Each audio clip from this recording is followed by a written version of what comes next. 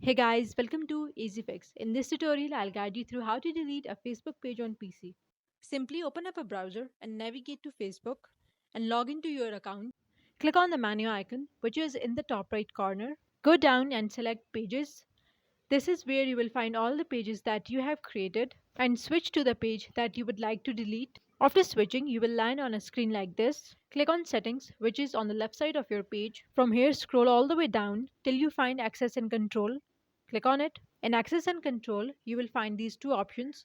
One is to deactivate the page and other is to delete the page. So choose Delete Page and click on Continue.